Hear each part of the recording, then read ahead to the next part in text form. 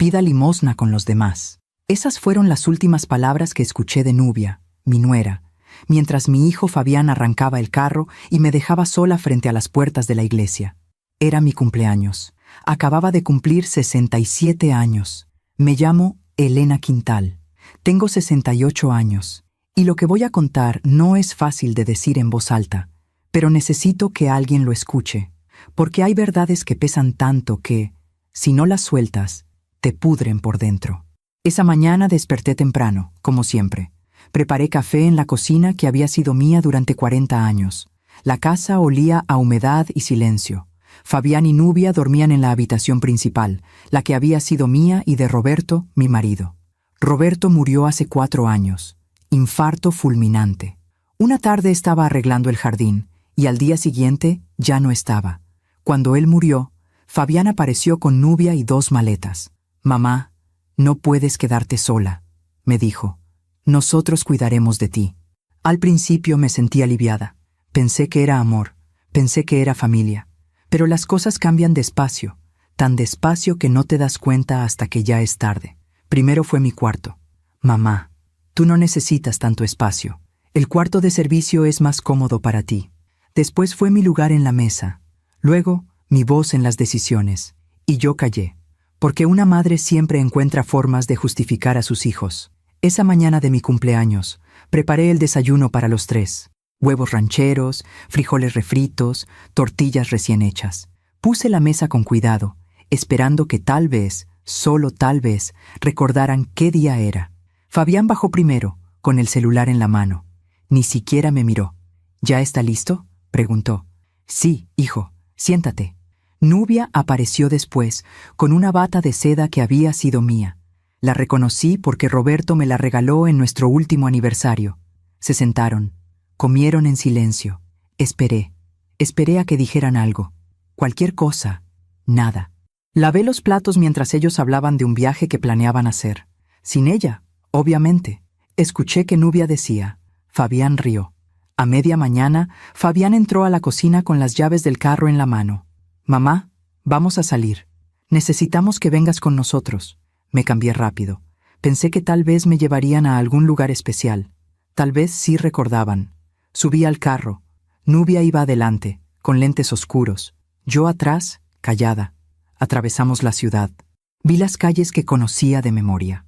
El mercado donde compraba las verduras. La panadería donde Roberto me compraba pan dulce los domingos. Pero seguimos de largo. Fabián se detuvo frente a la iglesia de San Rafael. Una iglesia vieja, con escalones desgastados y puertas de madera pesada. «Bájate, mamá». «¿Aquí? ¿Por qué?» Nubia se volteó. Tenía esa sonrisa que siempre me hacía sentir pequeña. «Pida limosna con los demás», dijo. «Ya no podemos mantenerla más». Y antes de que pudiera responder, Fabián arrancó. Me quedé parada en la acera, con el vestido que había lavado esa mañana, con las manos vacías y el corazón roto. Había ancianos sentados en los escalones, algunos con latas, otros con cartones. Uno de ellos me miró y movió la cabeza. «Bienvenida», dijo. Y ahí entendí. Mi hijo me había abandonado, el día de mi cumpleaños. Para entender cómo llegué a esa acera, frente a una iglesia, con el corazón partido en 1000 pedazos, necesito llevarlos atrás en el tiempo. Necesito que conozcan a la Elena que fui, la Elena que reía, la Elena que amaba. Conocí a Roberto cuando tenía 22 años. Él tenía 25. Trabajaba en una ferretería del centro, y yo vendía flores en el mercado con mi madre. Un sábado llegó buscando un ramo para su mamá. Escogió claveles blancos. «¿Estos le gustarán?», me preguntó. «Depende», le dije. «¿Qué tipo de mujer es ella?». Se rió. Tenía una risa honesta, de esas que te hacen sentir que el mundo es un lugar seguro. «Es como tú», dijo, «de las que dicen la verdad». Nos casamos 8 meses después, en esa misma iglesia de San Rafael donde 45 años más tarde mi hijo me abandonaría. Qué ironía, ¿verdad? La vida tiene esas vueltas. Roberto no era rico, pero era bueno. Trabajaba duro, llegaba cansado, pero siempre con ganas de platicar conmigo. Nos sentábamos en el patio después de cenar, bajo el árbol de nísperos que él mismo plantó, y hablábamos de todo y de nada. «Algún día esta casa será tuya completa», me decía. Y cuando yo no esté, quiero que sepas que todo lo que construimos fue para ti, Elena. Para ti. Yo me reía. No digas eso. Vas a vivir 100 años. Pero él me agarraba la mano con fuerza. Prométeme que nunca dejarás que nadie te quite lo que es tuyo. Prométemelo. Yo se lo prometí. Pero no entendí por qué me lo pedía con tanta seriedad. No hasta mucho después. Fabián nació cuando yo tenía 27 años. Fue un parto largo, difícil. Roberto no se movió de mi lado. Cuando escuchamos el primer llanto de nuestro hijo, los dos lloramos. Lo logramos, me dijo Roberto. Ya somos 3. Fabián era un niño tranquilo, callado. No era de los que corrían por la casa o hacían desastres. Prefería quedarse en su cuarto, leyendo o dibujando. Roberto siempre decía que era demasiado serio para su edad. Ese niño piensa mucho, decía. Hay que enseñarle a sentir. Y lo intentamos. Lo llevamos a pasear, a la feria, al cine. Pero Fabián siempre parecía estar en otro lugar, como si nada de lo que hacíamos fuera suficiente. Cuando cumplió 15 años, empezó a pelearse con Roberto. Discutían por todo, por la escuela, por el dinero, por el futuro. Quiero estudiar en la capital, decía Fabián. Aquí no hay nada para mí. Aquí está tu familia, respondía Roberto. Eso es todo lo que necesitas. Pero Fabián no lo veía así. Se fue a los 18, con una beca que consiguió para estudiar administración. Llamaba poco, visitaba menos. Y cuando Roberto enfermó del corazón, años después, Fabián no vino a verlo, ni una sola vez. No tiene tiempo, Roberto, yo le decía para consolarlo. Está construyendo su vida. Pero Roberto me miraba con esos ojos cansados y decía, ese muchacho no está construyendo nada bueno, Elena. Ya lo verás. No quise creerle. Una madre nunca quiere creer que su hijo puede ser cruel. Los últimos años con Roberto fueron los más tranquilos. Ya no trabajaba. Pasábamos las tardes juntos. Él cuidaba su jardín y yo cocinaba sus platillos favoritos. Mole, pozole, tamales de rajas. Eres la mejor cocinera del mundo, me decía. Eres el mejor mentiroso, le respondía yo, y nos reíamos. Una tarde de noviembre, hace 4 años, Roberto estaba podando las plantas del patio. Yo preparaba agua de Jamaica en la cocina. Escuché un golpe seco. Salí corriendo. Estaba tirado junto al árbol de nísperos, con las manos en el pecho, los ojos abiertos, mirando el cielo. Roberto, por favor. Llamé a la ambulancia, llamé a Fabián, llamé a los vecinos, pero ya era tarde. Mi Roberto se fue así, sin avisar, sin despedirse. Me dejó sola en esa casa que habíamos construido juntos. Me dejó con el silencio y con las promesas que no pude cumplir. El funeral fue pequeño. Fabián llegó con Nubia. Era la primera vez que la conocía. Una mujer alta, delgada, con la mirada fría. No lloró, ni siquiera cuando bajaron el ataúd. Después del entierro, Fabián se acercó a mí. Mamá, necesitamos hablar. Fuimos a un café cerca del panteón. Nubia pidió un té. Fabián un café americano. Yo no pedí nada. No tenía hambre. No tenía ganas de nada. Mamá, no puedes quedarte sola en esa casa, dijo Fabián. Es muy grande, es peligroso para ti. Yo nací en esa casa, Fabián. Ahí está toda mi vida. Por eso mismo, necesitas compañía. Nubia y yo nos mudaremos contigo. Te cuidaremos. Miré a Nubia. Ella sonrió, pero era una sonrisa que no llegaba a los ojos. No es necesario, hijo. Yo puedo sola. Mamá, por favor, no me hagas rogar. Y ahí estaba otra vez. Esa culpa que las madres cargamos siempre. Esa voz que dice, si tu hijo te pide algo, tienes que dártelo. Está bien, dije, pero es temporal, solo hasta que yo me acostumbre. Fabián asintió. Nubia tomó un sorbo de su té. Claro, mamá, temporal. Pero yo debí saber que nada en esta vida es temporal. Que cuando abres la puerta de tu casa, a veces dejas entrar cosas que ya no puedes sacar. A veces confiamos demasiado en quien no debemos. ¿Tú también te has decepcionado de alguien que amabas? Cuéntame tu historia en los comentarios. Quiero leerte. Los primeros meses después de que Fabián y Nubia se mudaron a mi casa fueron extraños. No diría que fueron malos, pero tampoco fueron buenos. Era como vivir con extraños que conocían la distribución de los muebles. Llegaron un sábado de diciembre, 3 semanas después del funeral de Roberto. Traían cajas, maletas, bolsas de ropa. Nubia entró mirando todo con esos ojos que parecían estar calculando el valor de cada cosa. Es más pequeña de lo que pensaba, dijo. Me quedé callada. Esa casa tenía 120 metros cuadrados, 3 recámaras, 2 baños, un patio con el árbol de nísperos y el jardín que Roberto cuidó durante años. Para mí era un palacio. Para ella, al parecer, era una decepción. Fabián subió las cajas a la habitación de invitados. «Mamá, ¿te parece bien si nos quedamos aquí mientras encontramos algo definitivo?» «Claro, hijo, esta es tu casa». Pero Nubia frunció el ceño. «¿La habitación de invitados? Fabián, esa recámara es oscura y huele a humedad». «Es temporal, Nubia», dijo Fabián, pero su voz sonaba cansada. «No, tu mamá tiene la recámara principal, ella sola. Esa recámara tiene baño propio, tiene closet grande. No es justo». Me quedé helada. Esa era mi recámara. La recámara donde Roberto y yo dormimos durante 40 años, donde nacieron nuestros sueños, donde lloramos nuestras penas, donde envejecimos juntos. «Nubia, esa es la recámara de mi mamá», dijo Fabián, pero su voz no tenía firmeza. «Fabián, tu mamá está sola. No necesita tanto espacio. Nosotros somos 2. Es lógico». Y entonces me miró a mí. «¿Verdad, Elena? Tú entiendes. Además, el cuarto de servicio es muy cómodo. Tiene su baño, su ventana. Vas a estar bien ahí». El cuarto de servicio. El cuarto donde mi mamá durmió cuando vino a cuidarme después del parto de Fabián. El cuarto donde guardábamos las cajas viejas y las cosas que ya no usábamos. Miré a Fabián. Esperé que dijera algo. Esperé que me defendiera. Pero él solo bajó la mirada.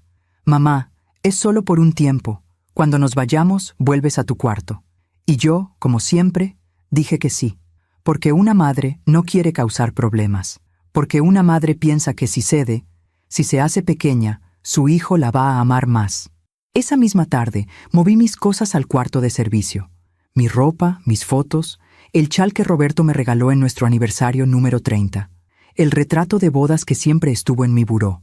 Nubia entró a la recámara principal con una sonrisa. «Aquí sí se puede respirar», dijo, y cerró la puerta. Los días siguientes fueron cambiando poco a poco. Al principio eran detalles pequeños. Nubia movió los muebles de la sala. Dijo que estaban anticuados. Colgó cuadros nuevos, modernos, que a mí no me gustaban, pero que no me atreví a criticar. «Es para darle vida a la casa, Elena», decía. «No te ofendas, pero esto parecía museo». Después vino la cocina. Mi cocina. Un día llegué y vi que había tirado mis ollas viejas, las de peltre, las que mi mamá me heredó, las que usé para cocinarle a Roberto durante 40 años. «¿Dónde están mis ollas?», pregunté. «Las tiré», dijo Nubia, como si nada.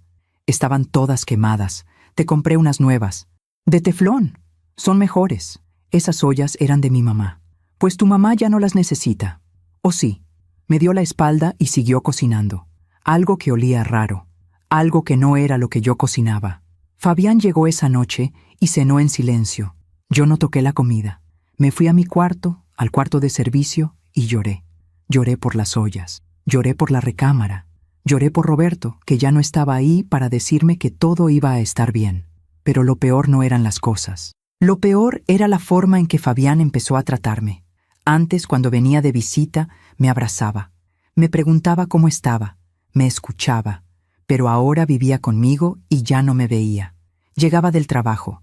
Se encerraba en la recámara con Nubia y solo salía para cenar. No hablábamos. No nos mirábamos. Yo me convertí en la sombra de mi propia casa. Una tarde, mientras lavaba los platos, escuché que Nubia le decía a Fabián: «No sé cuánto tiempo más voy a aguantar esto. Tu mamá está aquí todo el día. No tenemos privacidad. No tenemos espacio». «Ya sé, Nubia, pero dame tiempo. No puedo echarla. No te estoy diciendo que la eches, pero tiene que entender que esta casa ahora es nuestra. Ella es la invitada». Me sequé las manos despacio. Salí de la cocina sin hacer ruido. Me fui a mi cuarto y me senté en la cama. «Esta casa ahora es nuestra. Ella es la invitada». Esas palabras se me clavaron como agujas. Pasaron los meses. Fabián y Nubia no buscaron otra casa. No hablaron de irse. Y yo no pregunté, porque tenía miedo de la respuesta. En marzo, un año después de la muerte de Roberto, Nubia empezó a invitar gente a la casa. Amigas suyas, elegantes, perfumadas, que me miraban con lástima. «¿Ella es tu suegra?». Escuché que una le preguntaba. Sí, respondió Nubia. Pobrecita, está muy sola, por eso vive con nosotros. Pobrecita, como si yo fuera una carga, como si ellos me estuvieran haciendo un favor. Pero yo seguía cocinando, seguía limpiando, seguía lavando su ropa, porque pensé que si me hacía útil, si no causaba problemas, me dejarían quedarme. En mi propia casa. Qué triste, ¿verdad? Pedir permiso para existir en el lugar donde naciste, donde te casaste, donde creciste. Un día de abril, Fabián llegó con un sobre manila. Lo dejó en la mesa de la sala y me llamó. Mamá, siéntate. Tenemos que hablar. Nubia estaba a su lado, con los brazos cruzados. Me senté. El corazón me latía rápido. ¿Qué pasa, hijo? Fabián abrió el sobre. Sacó unos papeles. Mamá, esto es por tu bien. Nubia y yo hemos estado pensando y creemos que lo mejor es que firmes estos documentos. ¿Qué documentos? Es un poder notarial, para que yo pueda manejar la casa, los gastos, los servicios, todo. Así tú no te preocupas por nada. Miré los papeles. Había palabras que no entendía, cláusulas legales, firmas. ¿Por qué necesitas eso, Fabián? Porque ya estás grande, mamá. Y estas cosas son complicadas. Yo me encargo. Tú solo tienes que firmar. Algo dentro de mí gritó que no. Algo me dijo que si firmaba esos papeles, perdería lo último que me quedaba. Pero miré a mi hijo, a Fabián, al niño que cargué en brazos, al que le canté canciones de cuna, al que abracé cuando tuvo pesadillas, y quise creer que él no me haría daño. Déjame leerlos primero, dije. Nubia suspiró, molesta. Elena, no seas difícil. Es solo un trámite. Quiero leerlos. Fabián recogió los papeles. Está bien, léelos. Pero necesito que los firmes esta semana. Se fueron a su recámara, la que había sido mía.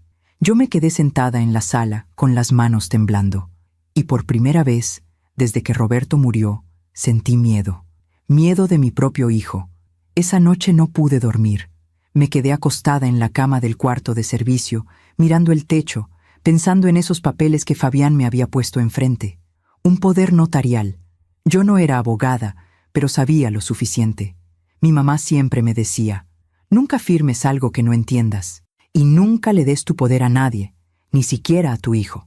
Pero mi mamá también decía, la familia es lo único que importa. Y ahí estaba yo, atrapada entre las dos lecciones.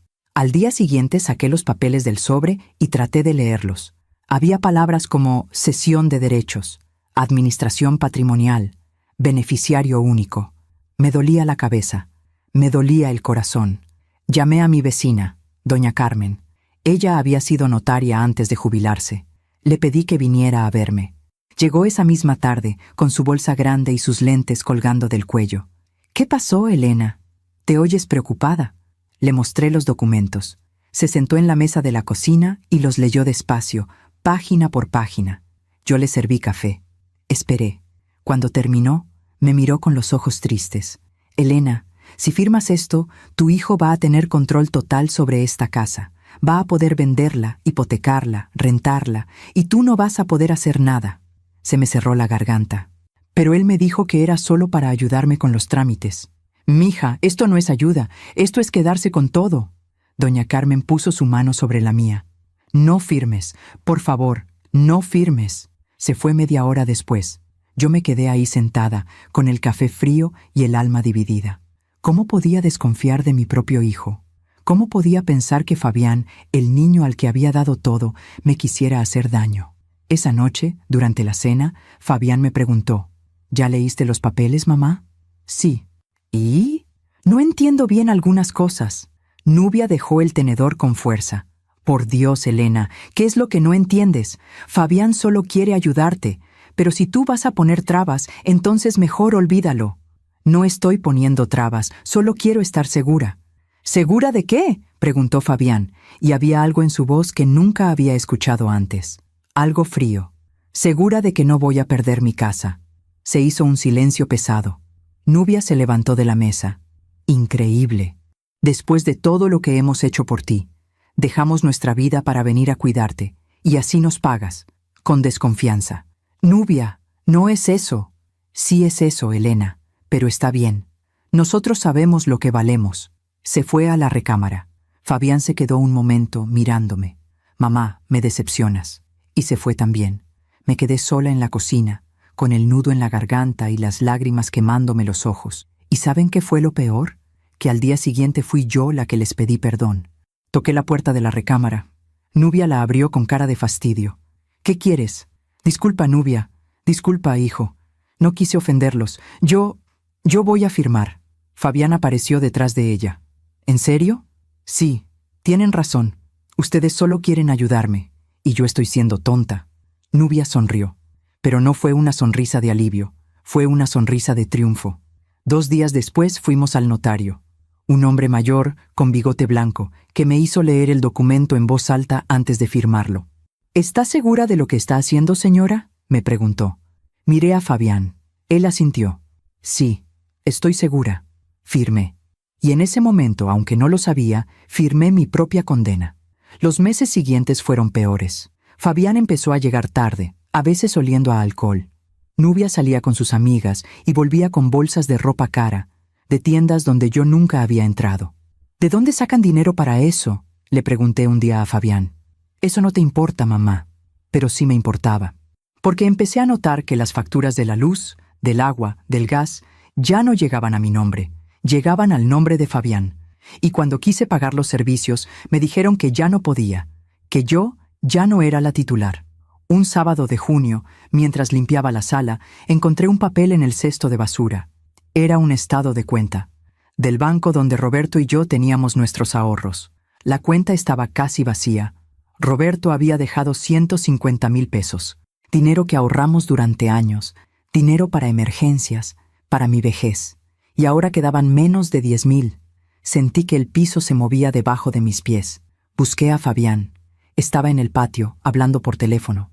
Fabián, necesito hablar contigo. Ahora no, mamá. Es importante. Colgó el teléfono. Me miró con fastidio. ¿Qué pasa? Le mostré el papel.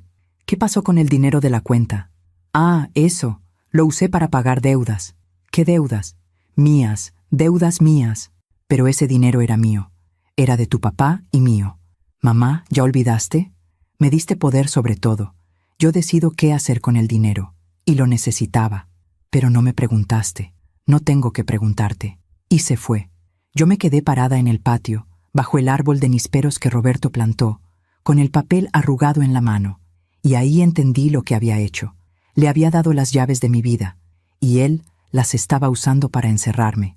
Pero todavía no me iba. Todavía no podía irme. Porque no tenía a dónde ir. Y porque seguía creyendo, con esa esperanza tonta que tienen las madres, que mi hijo iba a cambiar, que un día iba a despertar y recordar quién era. Recordar que yo era su mamá, que yo lo había cuidado, alimentado, amado. Pero esos días nunca llegaron. En septiembre empezaron las peleas, por todo, por la comida que cocinaba, por el ruido que hacía al barrer, por existir. ¿Por qué siempre estás aquí?, me gritó Nubia un día. ¿No tienes amigas? ¿No tienes vida? Esta es mi casa, le dije con la voz temblando. Esta era tu casa, ahora es de Fabián. ¿O ya se te olvidó que firmaste? Y así fue. Poco a poco me fui haciendo invisible. Dejé de cocinar porque todo lo que hacía les molestaba. Dejé de limpiar porque Nubia contrató a una muchacha para eso. Dejé de hablar porque ya nadie me escuchaba. Me convertí en un fantasma en mi propia casa. En octubre, Fabián me dijo que ya no cenara con ellos. Es que Nubia y yo necesitamos tiempo a solas. Entonces, ¿dónde voy a cenar? En tu cuarto. Te llevo un plato. Y así fue. Empecé a comer sola, en el cuarto de servicio, con la puerta cerrada. A veces escuchaba sus risas desde la sala. Escuchaba música, conversaciones, vida. Y yo estaba del otro lado de la pared, muerta en vida. Mientras cuento todo esto, pienso en dónde estarás escuchándome. Escribe el nombre de tu ciudad en los comentarios. Una noche de noviembre, un año después de la muerte de Roberto, me desperté con sed. Salí del cuarto para ir a la cocina, y los escuché. Estaban en la sala, hablaban en voz baja, pero la casa era pequeña y las paredes delgadas. Ya no aguanto más, decía Nubia. Quiero que se vaya. Ya sé, yo también, pero no puedo echarla así como así. ¿Por qué no? La casa ya es tuya. Ella no tiene nada. No puede hacer nada. Lo sé, Pero es mi mamá. Tu mamá es una carga, Fabián. Está vieja, está sola, no sirve para nada. ¿Cuánto tiempo más vamos a tenerla aquí? Hubo un silencio, y entonces escuché la voz de mi hijo, mi único hijo. Tienes razón, ya es hora. Voy a pensar en algo. Me quedé helada en el pasillo. Volví a mi cuarto sin hacer ruido. Me acosté, y lloré hasta que me quedé dormida, porque ahí entendí que lo había perdido, que el niño que cargué en brazos, el que abracé cuando tuvo fiebre, el que consolé cuando se cayó de la bicicleta, ya no existía. Y en su lugar había un extraño que quería deshacerse de mí. Después de esa noche, después de escuchar a mi hijo decir que iba a pensar en algo para deshacerse de mí, todo cambió. O mejor dicho, yo cambié. Me volví silenciosa, observadora. Empecé a notar cosas que antes ignoraba porque no quería verlas. Empecé a despertar temprano, antes que ellos. Me quedaba quieta en mi cuarto, escuchando sus conversaciones, sus planes, sus mentiras, y descubrí cosas que me partieron el alma en pedazos tan pequeños que ya no sabía cómo volver a juntarla. Una mañana de diciembre, escuché que Nubia hablaba por teléfono en la sala. Sí, mamá, ya casi. Solo es cuestión de tiempo. La casa ya está a nombre de Fabián. El dinero también. Solo falta que la vieja se vaya. Hizo una pausa. Escuchó lo que fuera que su madre le decía. No va a haber problema. Ella no tiene familia, no tiene amigos, no tiene a nadie. Cuando se vaya, nadie va a preguntar por ella. Se rió. Una risa fría, calculadora. Te lo dije desde el principio. Este era el plan, y está funcionando. Cerré los ojos, respiré hondo, y seguí escuchando. Fabián dice que para febrero ya la sacamos. Le vamos a decir que encontramos un asilo muy bonito, que ahí va a estar mejor. Y si no quiere ir, pues la obligamos. Mi corazón latía tan fuerte que pensé que iban a escucharlo. Un asilo. Querían meterme a un asilo. Y de repente todas las piezas encajaron. Los papeles que me hicieron firmar, el dinero que desapareció, el aislamiento. Todo había sido planeado, desde el principio, desde el día del funeral de Roberto. Esa misma tarde, mientras Fabián estaba en el trabajo y Nubia había salido con sus amigas, busqué entre los papeles que guardaban en el estudio que había sido de Roberto, donde él guardaba los documentos importantes, las escrituras de la casa, los recibos, todo. Ahora era la oficina de Fabián, y yo tenía prohibido entrar, pero entré. Abrí los cajones con manos temblorosas. Encontré facturas, recibos de tarjetas de crédito, estados de cuenta. Y entonces vi algo que me heló la sangre. Un folleto de un asilo llamado Jardines del Atardecer. Tenía fotos de ancianos sentados en sillas de ruedas, mirando la nada, cuartos pequeños, grises, sin vida. Y en el folleto, con la letra de Fabián, había una nota. Opción 1. Cuarto compartido. 3,000 pesos al mes. Mamá no se va a quejar. 3,000 pesos al mes. El cuarto más barato. El más triste. Y abajo, con otra letra, la de Nubia. Perfecto. Con lo que queda de su pensión alcanza. Y nosotros nos ahorramos sus gastos. Se me cayó el folleto de las manos. Así que ese era el plan. Meterme en el asilo más barato que pudieran encontrar. Pagar con mi propia pensión. Y quedarse con la casa, con el dinero, con todo. Y yo iba a terminar mis días en un cuarto compartido, oliendo a orines y desinfectante, esperando la muerte. Salí del estudio, cerré la puerta despacio, volví a mi cuarto, y por primera vez en meses sentí algo más fuerte que la tristeza. Sentí rabia, pero todavía no sabía qué hacer con ella. Los días siguientes los pasé como en una niebla. Seguía cocinando cuando me lo pedían, seguía limpiando, seguía siendo invisible, pero por dentro algo había cambiado. Por dentro empezaba a despertar. Una tarde, a finales de diciembre, llegó una carta. La vi en el buzón cuando salí a barrer el patio. Era del banco. La abrí con cuidado. Era un estado de cuenta, de una cuenta que no conocía, una cuenta a nombre de Fabián, y tenía 200,000 pesos. 200,000 pesos. ¿De dónde había sacado ese dinero? Revisé las transacciones.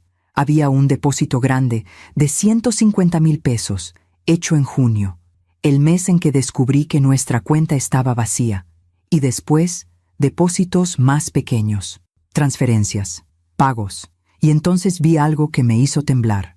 Una transferencia de 50,000 pesos, con un concepto que decía: adelanto venta propiedad calle Nisperos 47. Calle Nisperos 47. Mi casa. Habían vendido mi casa, o al menos habían recibido un adelanto, y yo no sabía nada. Doblé el papel, lo guardé, y esperé. Esa noche durante la cena, Fabián estaba de buen humor. Se sirvió vino, le sirvió a Nubia. Brindaron. ¿Por qué brindan?, pregunté. Porque las cosas van bien, mamá. Muy bien. ¿Qué cosas? Fabián y Nubia se miraron, sonrieron. Nubia y yo vamos a mudarnos pronto. Compramos un departamento en la ciudad, más grande, más moderno. Ah, dije, qué bueno. Sí. ¿Y tú? Tú vas a estar muy bien, mamá. Ya lo verás. No pregunté más, porque sabía que si preguntaba, iban a mentir. Preferí seguir investigando por mi cuenta. Al día siguiente, mientras ellos dormían, salí de la casa. Caminé hasta el centro. Fui al registro público. Quiero saber si una propiedad está en venta, le dije a la señorita que me atendió. ¿Dirección? Calle Nisperos 47. Buscó en su computadora. Tardó unos minutos. Sí, hay una operación en proceso. Escrituración pendiente. El propietario actual es el señor Fabián Quintal Mendoza. El comprador es una empresa inmobiliaria. Valor de venta: 400,000 pesos. 400,000 pesos. La casa que Roberto y yo compramos hace más de 40 años. La casa donde nació mi hijo. La casa donde envejecí. Valía 400,000 pesos, y mi hijo la estaba vendiendo.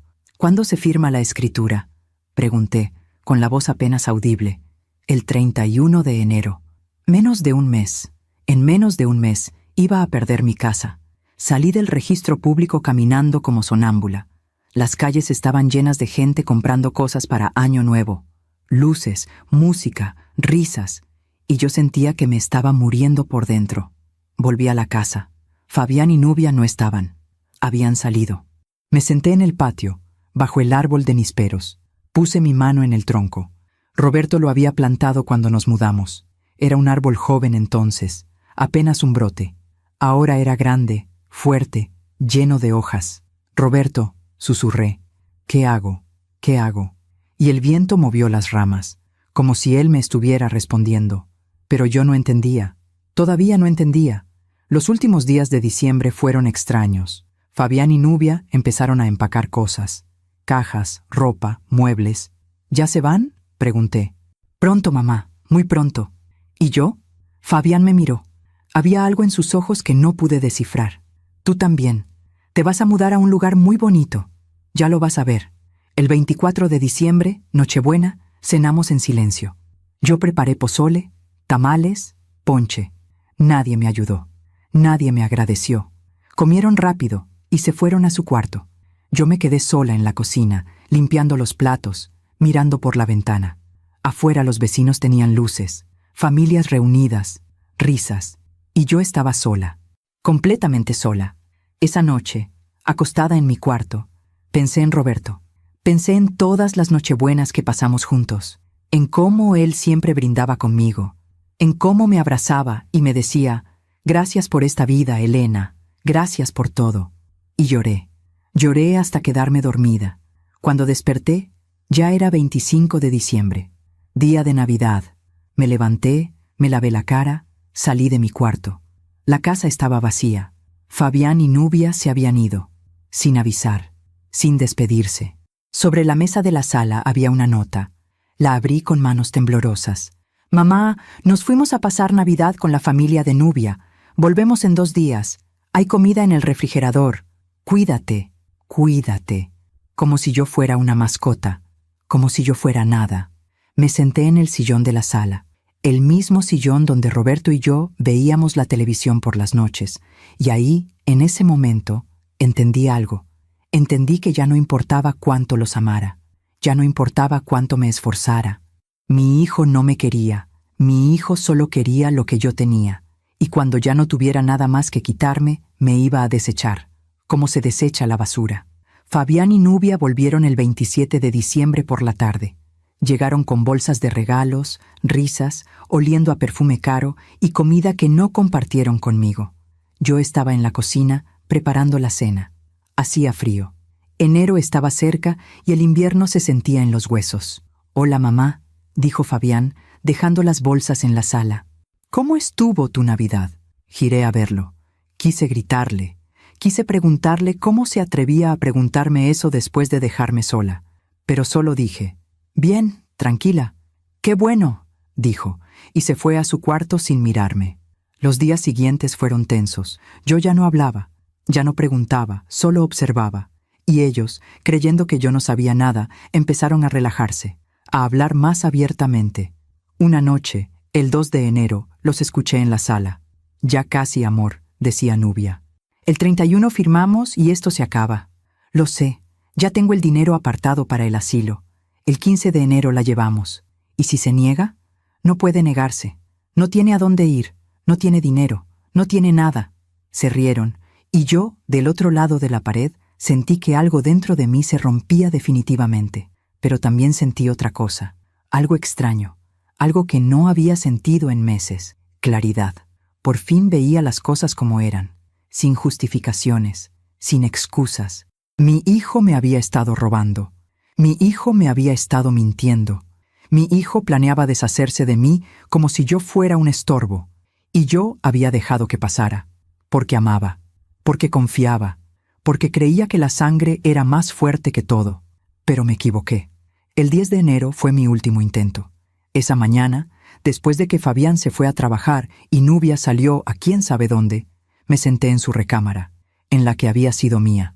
Esperé a que volviera. Llegó a media tarde, cargando bolsas de ropa nueva. «Mamá, ¿qué haces aquí?» «Necesito hablar contigo, hijo». Suspiró. Dejó las bolsas en la cama. «¿De qué?» «De la casa, de lo que está pasando». Su cara cambió. Se puso tensa. «¿Qué está pasando?» «Sé que la vendiste, Fabián. Sé que el 31 firmas la escritura. Sé que me quieres meter a un asilo». Hubo un silencio largo. Fabián se sentó en la cama. No me miró. «¿Cómo te enteraste?» «Eso no importa. Lo que importa es que es mi casa.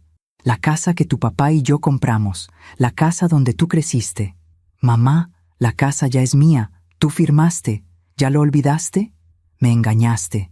Me dijiste que era solo para ayudarme con los trámites. Y te ayudé. Vendí la casa porque es vieja, porque necesita arreglos, porque no vale la pena mantenerla. Con ese dinero puedo comprar algo mejor. ¿Y yo? ¿Dónde quedo yo en tus planes?» Por fin me miró, y lo que vi en sus ojos me dolió más que cualquier golpe. Indiferencia. «Mamá, ya estás grande. Ya no puedes vivir sola. El asilo es lo mejor para ti. Ahí van a cuidarte, te van a dar comida, medicinas. Vas a estar bien. No quiero ir a un asilo. Quiero quedarme en mi casa. Esta ya no es tu casa». Esas palabras cayeron como piedras.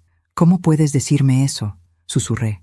«Soy tu mamá, y yo soy tu hijo, y tengo derecho a hacer mi vida, a vivir bien, a no cargar contigo».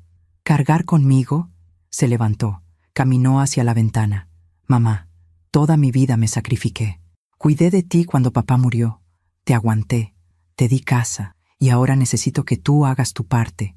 Necesito que te vayas». Me quedé callada, porque ya no había nada que decir. Me levanté despacio, salí de la recámara, cerré la puerta, y en ese momento supe que lo había perdido para siempre. El 15 de enero, como habían planeado, Fabián me dijo que empacara mis cosas. «Mañana te llevo al asilo». «No voy a ir». «No es una pregunta, mamá, es una decisión. No puedes obligarme». Nubia apareció detrás de él, con los brazos cruzados. «Claro que podemos. Tienes 2 opciones. O vas voluntariamente o te llevamos a la fuerza. Y créeme, Elena, no querrás que sea la segunda». Esa noche no dormí.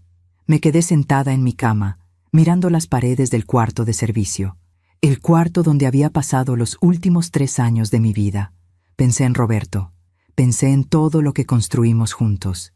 Y pensé en cómo, en cuestión de años, todo se había derrumbado. Al día siguiente, 16 de enero, desperté con una decisión. No iba a ir a ningún asilo. Me levanté, me bañé, me puse mi mejor vestido, el que Roberto me regaló en nuestro último aniversario. Un vestido sencillo, de flores pequeñas, que me quedaba flojo porque había perdido mucho peso. Bajé a la cocina. Fabián y Nubia estaban desayunando. ¿Ya empacaste?, preguntó Fabián. No voy a ir, dije con voz firme. Mamá, no empieces. No voy a ir porque esta es mi casa, y no me voy a ir de aquí.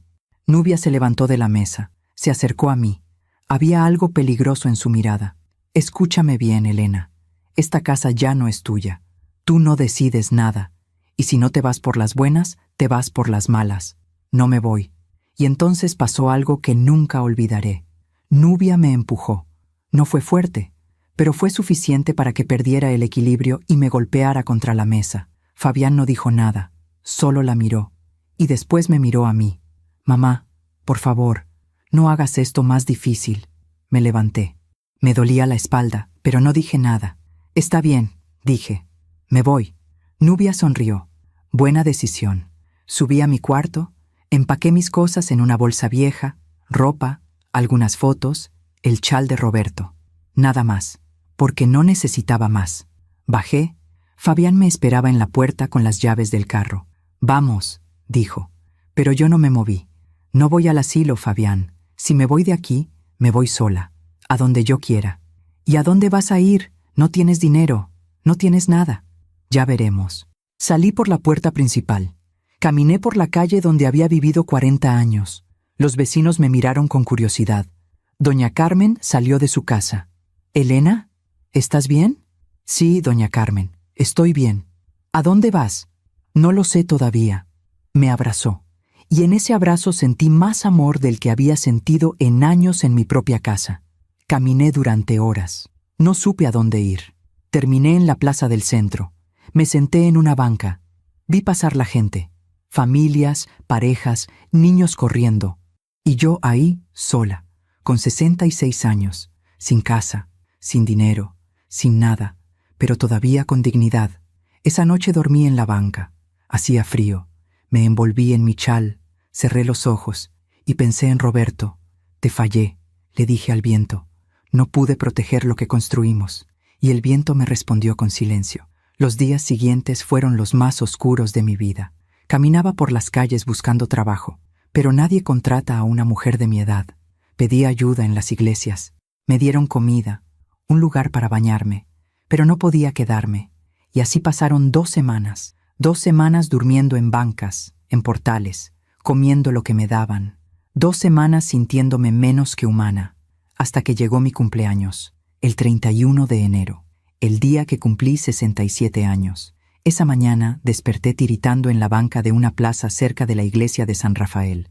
Mi cuerpo dolía, tenía hambre, tenía frío. Y en ese momento, como si el universo quisiera burlarse de mí, apareció el carro de Fabián. Se estacionó a unos metros de donde yo estaba. Salieron él y Nubia.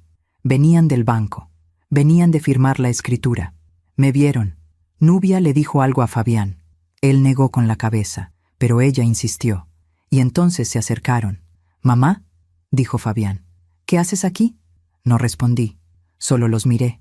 «Hoy es tu cumpleaños», dijo, y había algo raro en su voz. Algo que podía ser culpa o lástima. Lo sé. ¿Quieres que te llevemos a algún lado?» Nubia lo jaló del brazo. «Fabián, no, ya hiciste suficiente. Es mi mamá. Y ya no es tu problema. Aún me pregunto si hice lo correcto. ¿Y tú? ¿Qué habrías hecho en mi lugar?» Fabián me miró una última vez. Vi algo en sus ojos, algo que pudo haber sido arrepentimiento, pero no fue suficiente. «Súbete al carro, mamá, te llevo a la iglesia. Ahí podrás pedir ayuda». Subí, porque no tenía fuerzas para discutir, porque ya todo me daba igual. Llegamos a la iglesia de San Rafael, la misma donde me casé con Roberto, la misma donde había ido a misa todos los domingos durante 40 años. Fabián se detuvo frente a las escaleras. «Bájate, mamá». Bajé, con mi bolsa, con mi chal, con lo poco que me quedaba. Y entonces Nubia bajó la ventana. Se rió, una risa fría, victoriosa. «Pida limosna con los demás», dijo. Y Fabián arrancó. Me quedé ahí parada, viendo cómo el carro se alejaba, viendo cómo mi hijo me abandonaba. El día de mi cumpleaños, me quedé parada frente a las escaleras de la iglesia de San Rafael durante no sé cuánto tiempo. El sol empezaba a bajar. La tarde se volvía fría, y yo seguía ahí, con mi bolsa en la mano, tratando de entender qué acababa de pasar. Mi hijo me había abandonado, en mi cumpleaños. Había ancianos sentados en los escalones, los mismos que había visto ese primer día, hace 2 semanas, cuando Fabián me dejó aquí por primera vez. Pero esta vez era diferente. Esta vez sabía que no era temporal. Esta vez sabía que no había vuelta atrás. Un hombre mayor, con barba gris y ojos cansados, me hizo un gesto. «Siéntate, señora. Aquí hay lugar». Me senté a su lado. Puse mi bolsa entre mis piernas. Miré la calle. «¿Primera vez?», preguntó el hombre. «No», dije. «Ya estuve aquí. Pero ahora es diferente». «Siempre es diferente», dijo, «hasta que dejas de sentir. Entonces, todo es igual». Pasamos la tarde en silencio. Algunos que pasaban daban monedas. Yo no pedía, no podía. Todavía tenía algo de orgullo, aunque ya no sabía para qué me servía. Cuando oscureció, el hombre me dijo: «Hay un albergue a 3 cuadras, dan cena y cama, pero hay que llegar temprano porque se llena». «Gracias». «De nada, y feliz cumpleaños». Me miró con tristeza, como si supiera. Fui al albergue. Era un edificio viejo, con paredes descascaradas y olor a humedad. Había una fila de gente esperando entrar. Ancianos, madres con niños, hombres con miradas vacías. Me formé. Esperé. Cuando llegó mi turno, una mujer con delantal me preguntó: «¿Nombre?». «Elena. Elena Quintal. ¿Tienes identificación?». Busqué en mi bolsa. Saqué mi credencial, la que había sacado hacía 5 años, cuando Roberto todavía vivía. En la foto se veía una mujer diferente, una mujer que sonreía. La mujer la revisó y me dejó pasar. Adentro había mesas largas, sillas de plástico, gente comiendo en silencio. Me dieron un plato de sopa y un pedazo de pan. Me senté en una esquina. La sopa estaba tibia, el pan duro, pero era comida, y hacía días que no comía algo caliente. Esa noche dormí en un catre, entre 20 mujeres más. Algunas roncaban, otras lloraban en silencio. Yo me quedé despierta, mirando el techo, pensando en todo lo que había perdido. Mi casa, mi dinero, mi hijo, todo. Pero al día siguiente, 1 de febrero, algo cambió. Desperté con una certeza extraña, una claridad que no había sentido en meses. Ya no iba a seguir esperando que las cosas mejoraran. Ya no iba a seguir esperando que Fabián volviera por mí, que se arrepintiera, que me pidiera perdón. Eso no iba a pasar, y yo tenía que sobrevivir. Salí del albergue temprano. Caminé por el centro buscando trabajo, cualquier cosa. Limpiar, cocinar, lavar ropa. Pero en cada lugar me decían lo mismo. «Lo siento, señora, no contratamos personas mayores. Ya tenemos personal. Venga otro día». Mentiras amables, rechazos educados. Pasaron 3 días. 3 días en los que dormí en el albergue, comí lo que me daban y busqué trabajo sin encontrar nada. Hasta que el 4 de febrero, agotada y desesperada, terminé haciendo algo que nunca pensé que haría. Terminé en un basurero. Había escuchado a otras mujeres en el albergue hablar de eso, de cómo podías encontrar cosas útiles en la basura. Botellas de plástico, latas, cartón. Cosas que podías vender por unos pesos. Así que fui. Era un terreno grande, a las afueras de la ciudad. Montañas de basura, olor insoportable, moscas, perros callejeros, gente escarbando entre los desechos. Me quedé parada en la entrada mirando, y pensé: esto es lo que soy ahora, una mujer de 67 años, buscando sobras en la basura. Pero entré, porque tenía hambre, porque necesitaba dinero, porque ya no me quedaba orgullo. Busqué entre las bolsas, encontré botellas, latas, un suéter que todavía servía. Los metí en mi bolsa. Había otras personas haciendo lo mismo. Algunos me miraban con lástima, otros con indiferencia. Y entonces escuché una voz detrás de mí. «¿Señora Elena?». Me volteé. Era un hombre joven, vestido con ropa sucia, con la cara marcada por el sol. «¿Cómo sabe mi nombre?», pregunté asustada. Yo trabajé con su esposo, hace años, en la ferretería del centro. Lo miré bien. No lo reconocía. «Roberto Quintal, ¿verdad? Él me ayudó mucho cuando mi papá estaba enfermo. Me consiguió trabajo, me prestó dinero. Era un buen hombre». Se me llenaron los ojos de lágrimas. Sí, era un buen hombre. ¿Qué hace usted aquí, señora? No supe qué responder. ¿Qué le iba a decir? ¿Que mi hijo me robó todo y me abandonó? Pasaron cosas, dije simplemente. El joven asintió. No preguntó más. Si necesita ayuda, señora, aquí todos nos cuidamos. Esto es duro, pero se puede sobrevivir. Me enseñó cómo separar la basura, qué era valioso, dónde venderlo. Y al final del día, con las botellas y latas que junté, gané 20 pesos. 20 pesos. Con eso compré un pan y una botella de agua. Y así pasó una semana. 7 días escarbando basura, durmiendo en el albergue, sobreviviendo. Me convertí en invisible, en una más de tantas mujeres mayores que la ciudad olvidó. Pero entonces, el 11 de febrero, algo pasó. Ese día llegué tarde al basurero. Ya no quedaba mucho que recoger. Estaba agachada, buscando entre una pila de bolsas rotas, cuando escuché pasos detrás de mí. Me volteé, y ahí estaba, un hombre, alto, con traje gris, corbata, zapatos brillantes, completamente fuera de lugar en ese basurero. Me miraba con atención, como si me estuviera buscando. «¿Señora Elena Quintal?», preguntó. Me quedé helada. ¿Cómo sabía mi nombre? ¿Quién era? «¿Quién pregunta?», dije, con voz temblorosa. El hombre sacó un sobre de su maletín. «Soy el licenciado Ernesto Mora, abogado. Llevo semanas buscándola». «¿Por qué?». «Porque su esposo, el señor Roberto Quintal, dejó un testamento, y usted es la beneficiaria». El corazón me dio un vuelco. «¿Un testamento?». «Sí, señora. Pero hay una condición que su esposo dejó muy clara». Me temblaban las piernas. El abogado me ofreció su mano. «¿Podemos hablar en otro lugar? Esto es importante». Miré a mi alrededor. Las montañas de basura, la gente escarbando, el olor, y ese hombre de traje ofreciéndome respuestas. «Sí», dije. «Podemos hablar». Salimos del basurero. Caminamos hasta una cafetería cercana. El abogado me compró un café y un sándwich. Yo no había comido algo así en semanas. Comí despacio mientras él me observaba con expresión seria. Cuando terminé, abrió su maletín. Sacó un folder con documentos.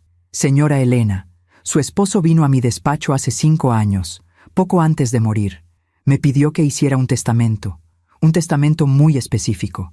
¿Por qué no me dijo nada? Porque él sabía algo que usted no quería ver. Sabía que su hijo no era de confiar». Esas palabras me dolieron, pero eran ciertas. En este testamento, el señor Roberto le deja todo a usted. La casa, el dinero que tenía guardado, todo, pero con una condición. ¿Qué condición? El abogado me miró fijamente.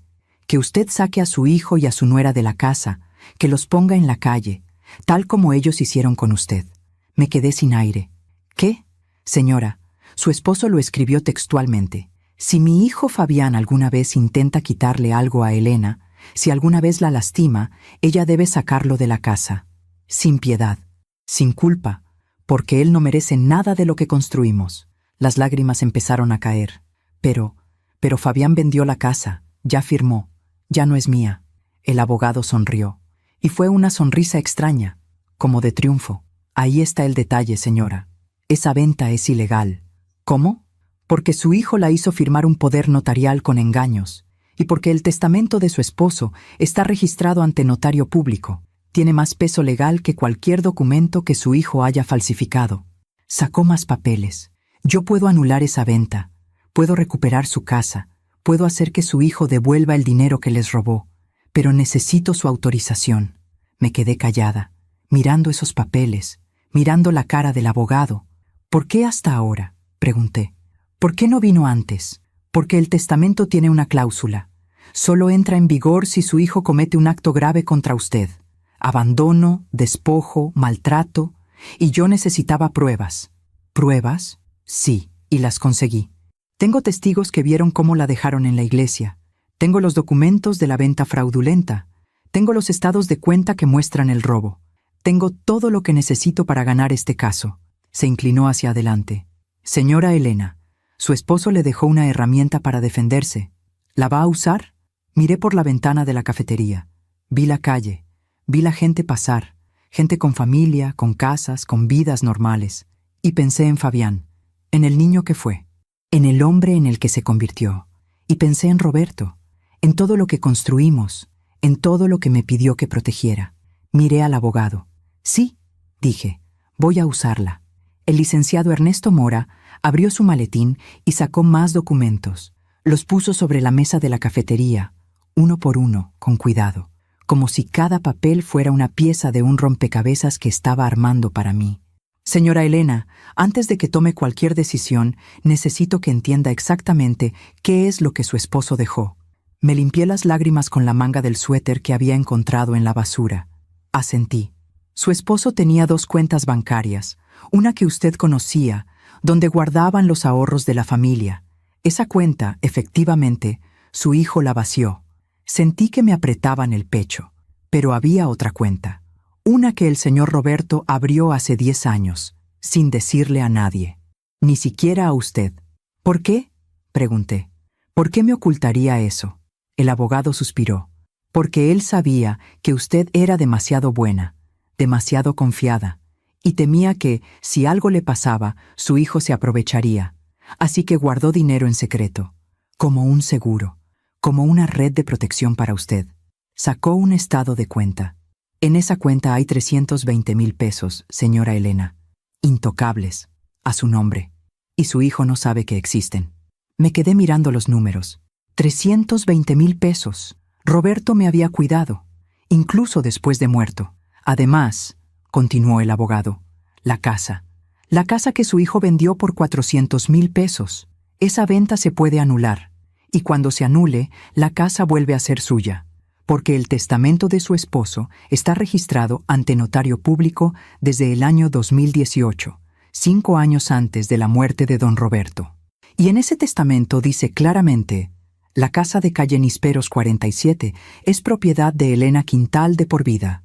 Nadie puede venderla, hipotecarla, ni disponer de ella sin su consentimiento expreso. Si mi hijo Fabián intenta hacerlo, el testamento entra en vigor y él queda desheredado. Pero yo firmé esos papeles, dije.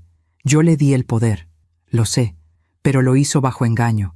Su hijo le mintió sobre el contenido de esos documentos, y tengo testigos que lo confirman. Doña Carmen, su vecina, vino a verme hace 3 semanas. Me contó todo. Me dijo que le advirtió a usted sobre esos papeles, que trató de ayudarla. Doña Carmen, mi vecina, mi amiga. ¿Ella lo buscó? Sí. Cuando vio que usted desapareció de la casa, empezó a preguntar, y descubrió lo que su hijo había hecho. Ella fue quien me dio su nombre, quien me dijo dónde buscarla. Por eso llevo semanas buscándola, señora Elena. Por eso vine hasta este lugar. Se me quebró la voz. No sabía que alguien se preocupaba por mí. Mucha gente la quiere, señora, más de la que usted cree. El abogado guardó silencio un momento, dejándome procesar todo. Luego continuó. Ahora, sobre la condición del testamento. Su esposo escribió esto.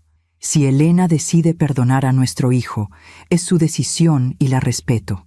Pero si él la lastima, si la abandona, si intenta robarle, entonces ella tiene mi permiso y mi bendición para sacarlo de la casa, para recuperar lo que es suyo, para vivir sus últimos años en paz, sin culpa, sin miedo.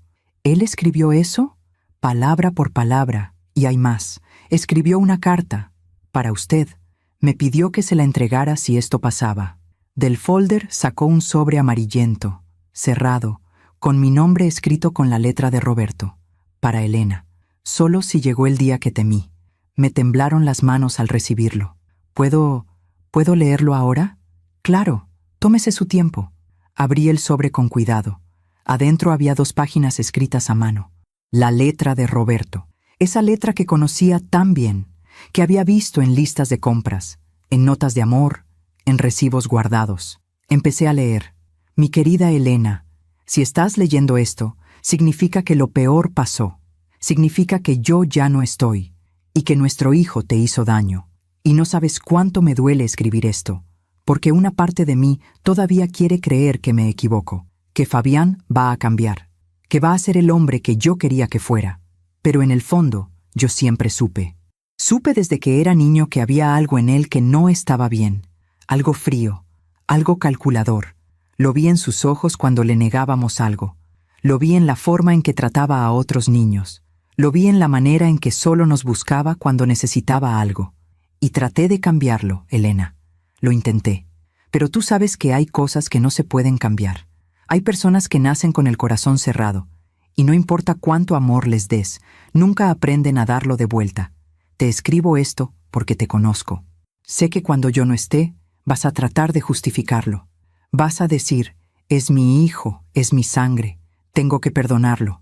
Vas a cargarte toda la culpa, como siempre haces. Pero escúchame bien, mi amor, tú no tienes la culpa de nada. Fuiste la mejor madre que alguien podría tener. Le diste todo. Y si él escogió ser egoísta, cruel, ingrato, esa es su decisión, no la tuya. Así que te doy permiso, Elena. Permiso para defenderte. Permiso para sacarlo de tu vida si te lastima. Permiso para vivir en paz. Yo guardé dinero para ti. Lo hice en secreto porque sabía que si tú lo sabías, ibas a querer compartirlo con él. Y él no se lo merece. Ese dinero es para ti, para que vivas sin miedo, para que compres tus medicinas, para que comas bien, para que viajes si quieres, para que seas feliz. Y la casa, nuestra casa, la casa donde envejecimos juntos, esa casa es tuya. No dejes que nadie te la quite. No dejes que te hagan sentir que no mereces tener un lugar en el mundo. Si Fabián te abandonó, si te robó, si te lastimó, entonces usa este testamento, sácalo, recupera lo que es tuyo, y vive, Elena, vive sin culpa, porque yo te lo pido, porque te amo, porque después de 40 años juntos, lo único que quiero es que seas feliz. No llores por mí, mi amor, yo ya tuve mi vida, y fue hermosa porque la viví contigo. Ahora te toca a ti. Sé fuerte, sé valiente, y recuerda que siempre, siempre voy a estar cuidándote. Tuyo por siempre, Roberto. Terminé de leer con la cara empapada de lágrimas. El papel temblaba en mis manos. El abogado me pasó una servilleta en silencio. Me limpié la cara. Respiré hondo. Y sentí algo que no había sentido en meses. Sentí que Roberto seguía a mi lado. ¿Qué tengo que hacer?, pregunté con voz firme. El licenciado Mora sonrió, pero fue una sonrisa triste. Primero, vamos a anular la venta de la casa. Voy a presentar una demanda por fraude y despojo, con el testamento, con los testimonios de doña Carmen y otros vecinos, y con los documentos que muestran el engaño, vamos a ganar. ¿Cuánto tiempo toma eso? 1 mes, tal vez 2, pero podemos pedir una suspensión inmediata. Eso significa que su hijo no puede vender, no puede escriturar, no puede hacer nada con la casa hasta que termine el juicio. ¿Y él lo va a saber? ¿Va a saber que yo lo demandé? Sí, va a recibir una notificación. Me quedé callada. Pensé en Fabián, en la cara que pondría cuando supiera, en la rabia, en el odio. Pero también pensé en Roberto, en todo lo que construimos, en todo lo que me pidió que protegiera. Hágalo, dije. Haga todo lo que tenga que hacer. Hay otra cosa, señora. Cuando ganemos, y vamos a ganar, usted va a tener que decidir qué hacer con su hijo. El testamento dice que debe sacarlo de la casa. ¿Está preparada para eso? Cerré los ojos. Vi a Fabián de niño. Lo vi aprendiendo a caminar, diciendo sus primeras palabras, abrazándome.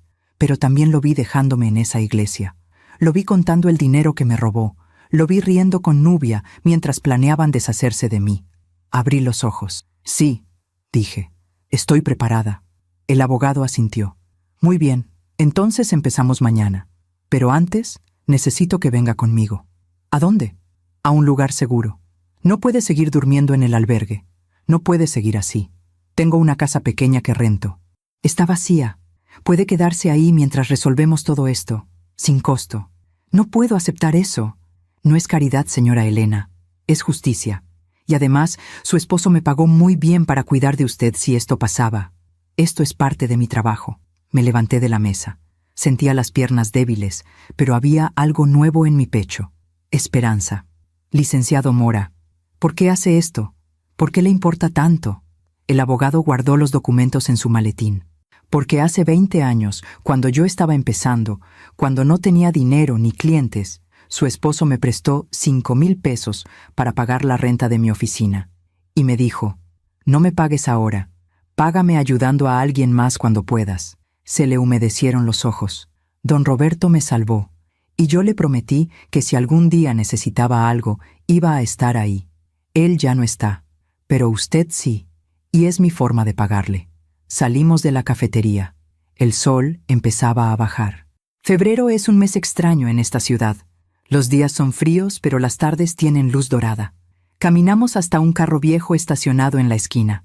El licenciado abrió la puerta del copiloto. «Suba, señora». Subí. Olía a café y a papeles viejos, pero era cálido, era seguro. Manejamos por 20 minutos hasta un barrio tranquilo en las afueras. Se detuvo frente a una casa pequeña, de una planta, con rejas verdes y un jardín descuidado. «Es modesta», dijo, «pero tiene lo necesario. Cama, cocina, baño, y nadie la va a molestar aquí». Entramos. La casa olía a cerrado, pero estaba limpia. Había muebles básicos, una mesa, un sillón viejo, una cama con sábanas limpias en la recámara. «Mañana le traigo comida, ropa limpia, lo que necesite. Por ahora descanse. Ha sido un día largo». Me dejó las llaves. «Mañana empezamos la pelea, señora Elena, y le prometo que la vamos a ganar». Se fue. Yo me quedé parada en medio de esa casa pequeña, con las llaves en la mano, tratando de procesar todo lo que había pasado. Hace unas horas estaba escarbando basura, y ahora tenía un techo, tenía esperanza, tenía una oportunidad. Me senté en la cama, saqué la carta de Roberto de mi bolsa, la leí otra vez, y lloré. Pero esta vez no lloré de tristeza, lloré de alivio. Esa noche dormí en una cama, con sábanas limpias, sin frío, sin miedo, y soñé con Roberto. Soñé que estábamos en el patio de nuestra casa, bajo el árbol de nísperos, y él me decía: «Ya falta poco, Elena, ya falta poco para que vuelvas a casa». Los días siguientes fueron un torbellino. El licenciado Mora trabajó rápido. El 14 de febrero presentó la demanda ante el juez. Demanda por fraude, por despojo, por abuso de confianza, y pidió la suspensión inmediata de la venta. El 15 de febrero, el juez la concedió. Eso significaba que Fabián no podía terminar la transacción, que el comprador no podía escriturar, que todo se detenía. Y ese mismo día, un oficial fue a la casa de calle Nísperos 47 a notificar a mi hijo. Yo no estuve ahí, pero doña Carmen, que seguía viviendo al lado, me contó después lo que pasó. Fabián abrió la puerta. El oficial le entregó los papeles. Él los leyó y se puso blanco. «¿Qué es esto?», preguntó. «Una demanda, señor, presentada por la señora Elena Quintal, y una orden de suspensión de venta. Esto es imposible. Mi madre ¿Está qué, señor?». Fabián no respondió. Cerró la puerta. Doña Carmen escuchó gritos adentro. Fabián y Nubia peleando. «Te dije que esto iba a pasar», gritaba Nubia. «Te dije que la dejaras en el asilo». «Pero no, tuviste que dejarla en la calle. Ella no tiene dinero para un abogado. No tiene forma de pelear, pues alguien la está ayudando, y ahora vamos a perder todo». Esa noche, Fabián fue al despacho del licenciado Mora. El abogado me llamó. «Señora Elena, su hijo está aquí, quiere hablar con usted». «¿Qué le dijo?».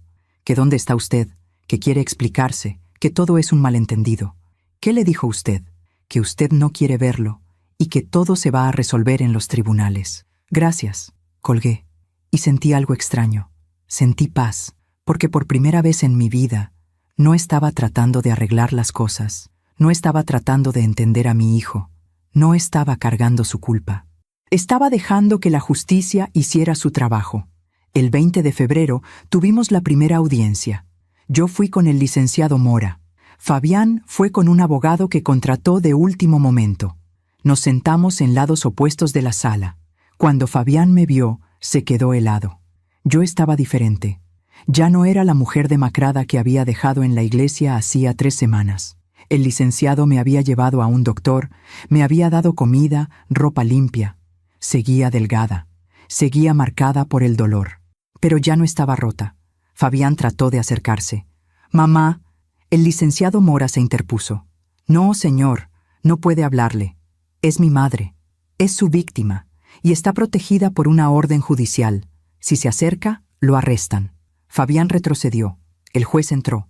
Todos nos sentamos. La audiencia duró 2 horas. El abogado de Fabián trató de argumentar que yo había firmado voluntariamente, que no había habido fraude, pero el licenciado Mora presentó las pruebas, el testimonio de doña Carmen. Los estados de cuenta que mostraban el robo, los testigos que vieron cómo me abandonaron, y el testamento de Roberto. El juez lo leyó en voz alta. Cuando terminó, miró a Fabián con disgusto. «Señor Quintal, ¿es cierto que abandonó a su madre en la calle el día de su cumpleaños?» Fabián bajó la mirada. «Las circunstancias...» Responda, ¿sí o no? Sí. ¿Y es cierto que vendió la casa de su madre sin su consentimiento real? Ella afirmó, ¿sí o no? Hubo un silencio largo. Sí. El juez cerró la carpeta. He visto muchos casos en mi carrera, pero pocos tan claros como este. Esto es despojo, esto es abuso, y esto es una vergüenza. Se volvió hacia mí. Señora Elena, lamento mucho lo que ha pasado, y le aseguro que vamos a resolverlo. Luego miró a Fabián. La suspensión de venta se mantiene, y ordeno una auditoría completa de todas las cuentas y propiedades relacionadas con este caso. Próxima audiencia en 15 días. Golpeó el mazo. Terminó. Salimos de la sala. Fabián trató de seguirme. «Mamá, espera, tenemos que hablar». No me volteé. Seguí caminando. «Mamá, por favor».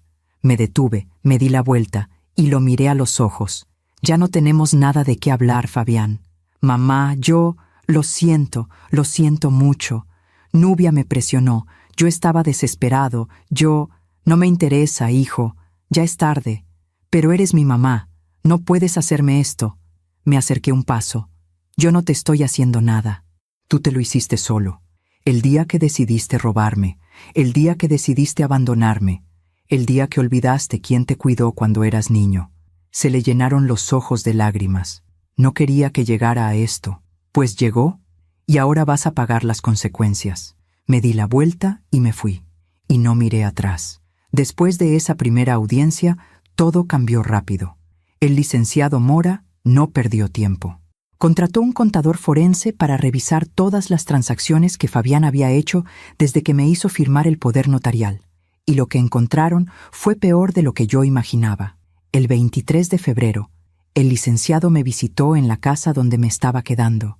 Traía una carpeta gruesa llena de documentos. «Señora Elena, necesito que vea esto».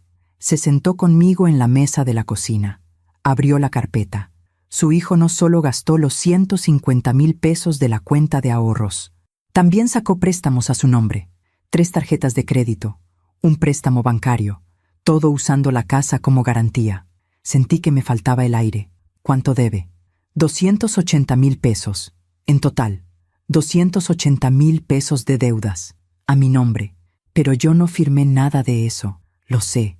Por eso es fraude. Y por eso vamos a demandarlo penalmente también. No solo es despojo, señora, es robo con agravantes. Su hijo puede ir a la cárcel. La palabra me golpeó. Cárcel. Mi hijo. En la cárcel. El licenciado debió ver algo en mi cara porque me puso la mano sobre el brazo. Señora Elena, sé que esto es difícil, pero tiene que entender algo. Su hijo no solo la lastimó a usted, cometió delitos graves, y si no lo enfrentamos ahora, va a seguir haciéndolo. ¿Con usted o con alguien más? Asentí despacio. ¿Qué sigue? La próxima audiencia es el 7 de marzo. Para entonces vamos a tener todo documentado. Vamos a pedir que se anule completamente el poder notarial, que se revierta la venta de la casa y que su hijo devuelva todo el dinero que tomó. Además, vamos a presentar cargos penales. ¿Y las deudas? Esas también se van a anular, porque fueron adquiridas fraudulentamente. Usted no va a tener que pagar nada. Me quedé callada mirando los papeles. Números, fechas, firmas que no eran mías. «Hay algo más», dijo el licenciado. «El comprador de la casa, la inmobiliaria, está furiosa. Ellos ya le dieron a su hijo un adelanto de 50,000 pesos y ahora no pueden escriturar. Están amenazando con demandar a Fabián por incumplimiento de contrato». ¿Qué significa eso? Que su hijo va a tener que devolverles esos 50,000 pesos, más daños y perjuicios, probablemente otros 50,000 más, y no tiene forma de pagarlos. Por primera vez en semanas, sentí algo parecido a una sonrisa. «La vida cobra sus deudas», dije en voz baja. «Sí, señora, la vida siempre cobra». Los días siguientes fueron extraños para mí. Estaba sola en esa casa pequeña, pero por primera vez en años no me sentía sola. Doña Carmen venía a visitarme casi todos los días. Me traía comida, me contaba chismes del barrio, me hacía compañía. «Te extrañamos, Elena», me decía. «La calle no es la misma sin ti». «Pronto voy a volver», le decía yo. «Pronto». Otras vecinas también vinieron. La señora Martínez, que vivía 3 casas más allá. Don Arturo, el del colmado. Gente que conocía de toda la vida, que me vio crecer, que compartió tardes de café con Roberto y conmigo. «No sabíamos lo que te estaba pasando», me dijo la señora Martínez. «Si hubiéramos sabido...». «Ya pasó», le dije. «Ya pasó». Pero lo más extraño fue descubrir que durante todo el tiempo que estuve en la calle, que dormí en bancas y busqué comida en la basura, había gente que me buscaba. Doña Carmen me contó que ella fue a la policía 3 veces, pero me dijeron que no podían hacer nada. Que si no había denuncia, si no había delito visible, ellos no podían actuar. «Tú hiciste lo que pudiste», le dije. «No fue suficiente. Debí buscarte más. Debí hacer más ruido. Me encontraste. Eso es lo que importa». El 1 de marzo recibí una llamada del licenciado Mora. «Señora Elena, tengo noticias. Buenas o malas. Depende de cómo lo vea. Fabián quiere negociar». «¿Negociar qué?» «Quiere que retire la demanda. Dice que está dispuesto a devolverle la casa, a devolverle el dinero, todo. Pero sin cargos penales, no quiere ir a la cárcel». Me quedé callada. «¿Qué le dijo usted?» «Que tenía que consultarlo con usted. Es su decisión». «¿Usted qué opina?» «Opino que su hijo merece ir a la cárcel, pero también entiendo que es su hijo y que tal vez usted quiera darle una última oportunidad». Pensé en Fabián. Pensé en todas las oportunidades que ya le había dado, todas las veces que lo perdoné, todas las veces que lo justifiqué. ¿Él tiene el dinero para devolverme? No todo. Tiene que vender el departamento que compró, y aún así no le va a alcanzar para pagar las deudas con la inmobiliaria. Va a quedar en cero, o peor. «Bien», dije, «entonces no hay trato». «¿Está segura?» «Completamente. Que enfrente las consecuencias, como yo las enfrenté». El licenciado guardó silencio un momento. «Entiendo. Voy a rechazar la oferta». «Licenciado, ¿cree que soy mala madre?» «No, señora. Creo que es una mujer valiente y que está haciendo lo correcto». La segunda audiencia fue el 7 de marzo. Esta vez había más gente. El abogado de la inmobiliaria estaba ahí. Un representante del banco que había dado los préstamos. Doña Carmen como testigo. El contador forense. Y Fabián, con Nubia. Cuando entramos a la sala, los vi sentados del otro lado. Fabián se veía demacrado. Había perdido peso. Tenía ojeras. Nubia, en cambio, se veía furiosa. Me miró con odio puro. El juez entró. Todos nos pusimos de pie. Esta vez la audiencia fue más larga. El licenciado Mora presentó todas las pruebas, los préstamos fraudulentos, las tarjetas de crédito, los retiros no autorizados. El abogado de Fabián trató de defenderse. Dijo que su cliente había actuado de buena fe, que pensaba que estaba ayudando a su madre, que todo había sido un malentendido. Pero las pruebas eran claras. El juez escuchó todo. Cuando terminaron las presentaciones, se quitó los lentes y miró a Fabián. «Señor Quintal, ¿tiene algo que decir en su defensa?» Fabián se levantó. Se veía nervioso. «Señor juez, yo sé que cometí errores, pero nunca quise lastimar a mi mamá. Yo solo estaba desesperado, tenía deudas, necesitaba dinero, y pensó que podía robarle a su madre, que podía abandonarla en la calle. No fue así. ¿No? Entonces explíqueme cómo fue». Fabián bajó la mirada. «Yo no puedo». El juez negó con la cabeza. «He visto muchos casos en mi vida, señor Quintal, pero pocos me dan tanta vergüenza como este.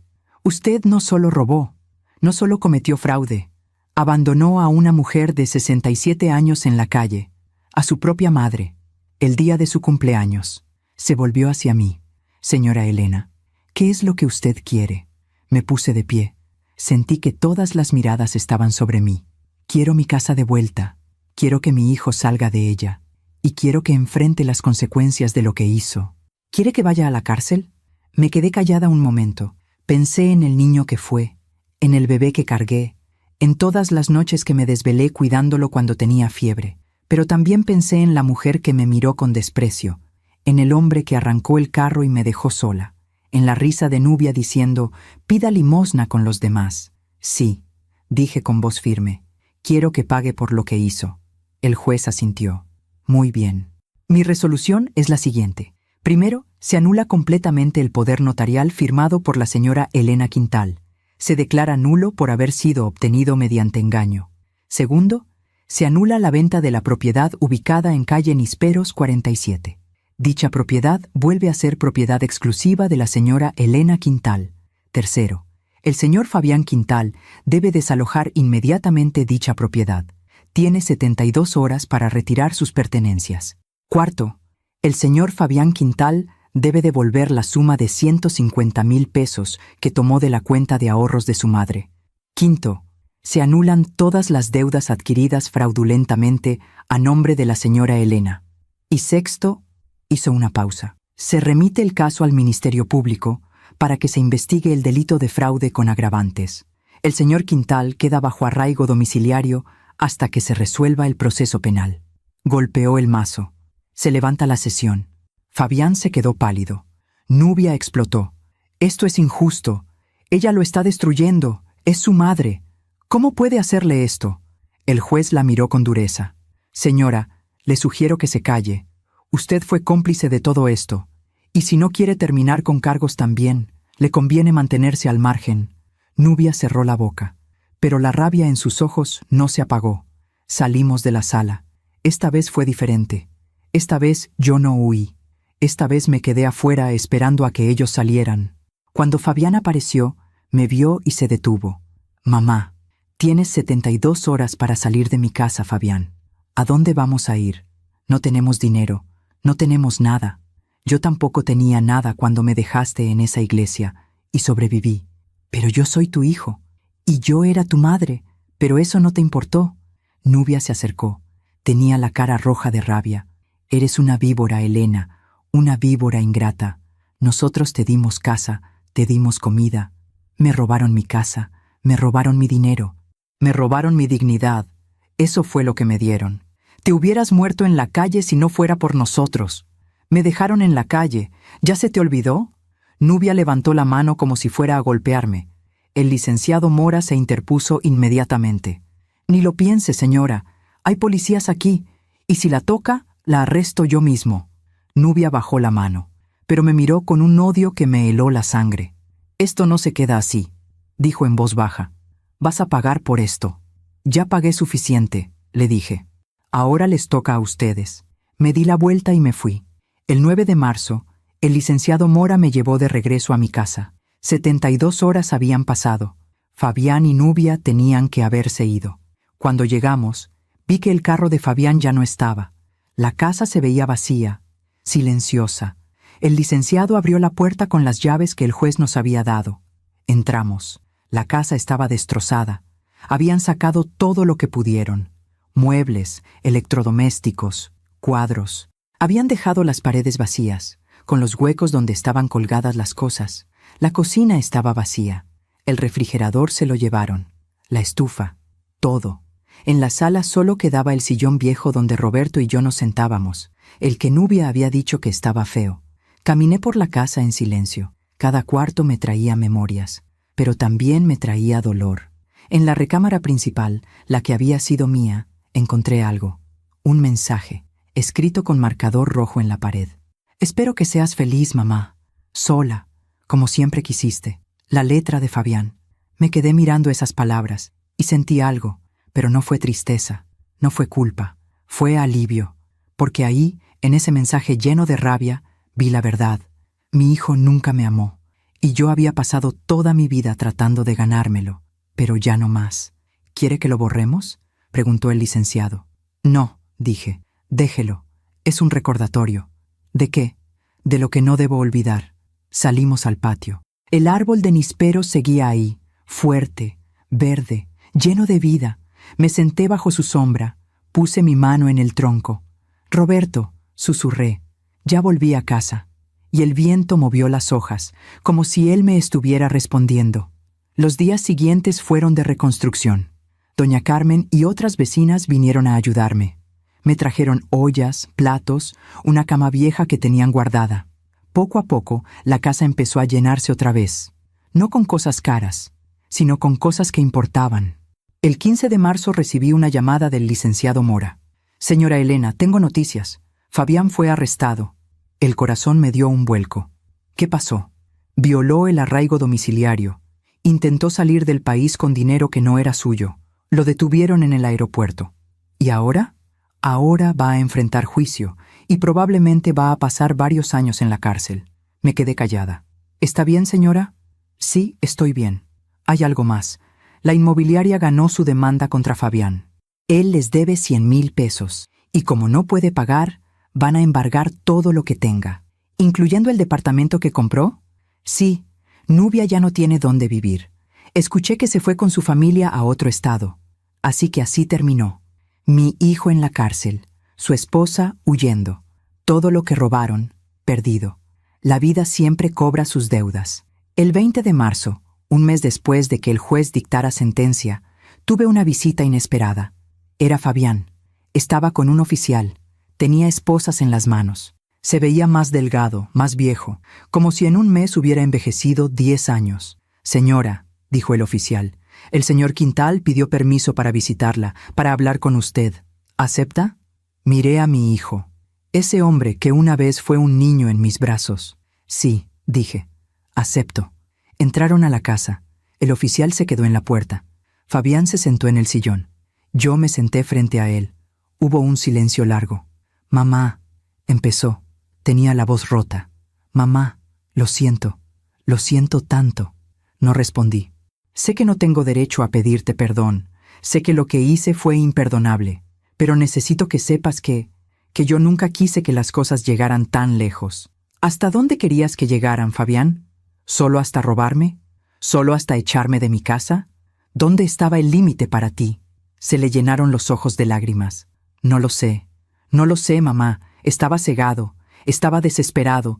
Nubia me presionaba, las deudas me ahogaban, y yo perdí el rumbo. Perdiste más que el rumbo. Perdiste tu humanidad. Lo sé, y voy a pagar por eso. Voy a pasar años en la cárcel. Voy a perder todo. Pero antes de que eso pase, necesito que sepas algo. ¿Qué? Que tú fuiste la mejor madre que alguien podría tener. Que todo lo que soy de malo no es culpa tuya. Es culpa mía. Solo mía. Se quebró. Lloró. Lloró como no lo había visto llorar desde que era niño. Y yo me quedé ahí, mirándolo. Parte de mí quería abrazarlo. Parte de mí quería consolarlo. Pero otra parte, la parte que había aprendido a sobrevivir, la parte que había dormido en la calle y buscado comida en la basura, esa parte no podía. «Fabián», dije con voz suave pero firme, «yo te perdono, no porque te lo merezcas, sino porque yo necesito paz, necesito soltar esta rabia antes de que me consuma. ¿De verdad me perdonas?» «Sí, pero eso no significa que vaya a olvidar. No significa que vayamos a volver a ser lo que fuimos, porque lo que fuimos ya murió». «El día que me dejaste en esa iglesia», asintió, entendió. «¿Vas a venir a visitarme? ¿A la cárcel?» «No», dije, «no voy a ir». «¿Por qué?» «Porque tú necesitas enfrentar esto solo, como yo lo enfrenté, sin nadie que te rescate, sin nadie que te justifique. Solo así vas a aprender». Se levantó. El oficial se acercó. Fabián me miró una última vez. «Te amo, mamá. Y yo te amé, hijo, más de lo que tú jamás podrás entender». Se lo llevaron, y yo me quedé sola en mi casa recuperada, en mi casa llena de cicatrices pero también de esperanza. Salí al patio, me senté bajo el árbol de nísperos, y por primera vez en años sentí paz. Han pasado 10 meses desde aquel día en que volví a mi casa. 10 meses desde que recuperé lo que era mío. 10 meses desde que cerré la puerta del pasado y empecé a construir algo nuevo. Hoy es enero de 2025. Acabo de cumplir 68 años. Y esta vez fue diferente. Esta vez desperté en mi propia cama, en mi propia casa, bajo el techo que Roberto y yo construimos juntos. Esta vez no hubo abandono, no hubo traición, no hubo lágrimas de dolor, hubo paz. Doña Carmen vino temprano con pan dulce y chocolate caliente. La señora Martínez trajo flores de su jardín. Don Arturo del colmado me regaló una piñata pequeña, aunque le dije que ya estaba grande para esas cosas. Nunca se está grande para celebrar la vida, me dijo. Y tenía razón. Por la tarde vinieron más vecinos, gente que me conoce desde hace 40 años, gente que me vio caer y me ayudó a levantarme. Comimos pozole, tamales, pastel, cantamos, reímos, y yo lloré. Pero esta vez fueron lágrimas buenas, lágrimas de gratitud, porque aprendí algo en estos meses. Aprendí que la familia no siempre es la sangre. A veces la familia es la gente que se queda cuando todo se derrumba, la gente que te busca cuando te pierdes, la gente que te abraza cuando el mundo te da la espalda. Los primeros meses después de recuperar la casa fueron difíciles, no porque no tuviera techo o comida, sino porque tenía que aprender a vivir conmigo misma, con el silencio, con las memorias. Cada rincón de esta casa me recordaba algo.